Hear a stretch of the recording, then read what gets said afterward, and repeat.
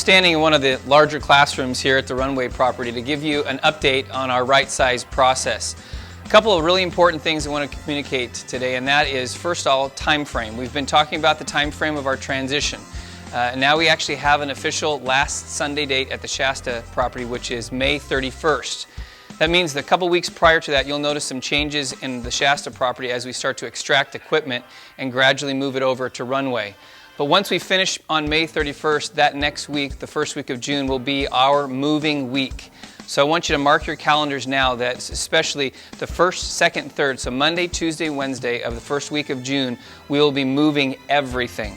So we'll schedule times and actually have sign-ups so you can be aware of what night you're going to be there, but we're going to be moving equipment. We'll need pickup trucks, anybody who's able-bodied to be able to jump on and just swarm the move and make the transition.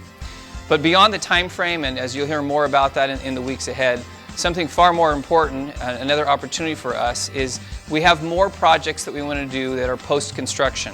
Once the construction's completed, there's a number of other things that we would like to do that would help us to make this transition better and to improve some of the things on the building and the property that really need to be done. Those include, we would like to replace the chairs that we have that you're currently sitting in. We also know we need to address some issues in the parking lot, some issues with trees. There's some other equipment that we need to purchase as far as sound and media, and a number of other little things that add up to the total, really the total budget of about $100,000 for post-construction projects. Now the good news is that we have approximately $75,000 left on our loan that we can draw from to offset those costs. But that would leave an additional $25,000 that we need to raise in order to make sure we can accomplish all those things. So I wanted to engage you today and say we are going to step back into our right size giving beginning today through probably end of June.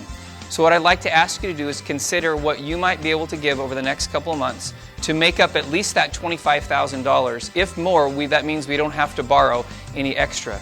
But we would need to raise at least $25,000. So if you would consider and you would pray over the next couple of months and in the weeks ahead what the Lord would put on your heart to give towards the project, then we'll be giving that each week when you come, and as we do that, we pray that we'll get more than $25,000 to cover all of the costs so that when we move into the building, there won't be any major projects that we'll need to tackle.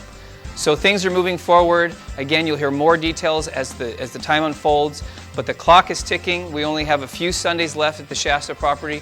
We get to move to Runway and continue to embrace the identity that God is giving us.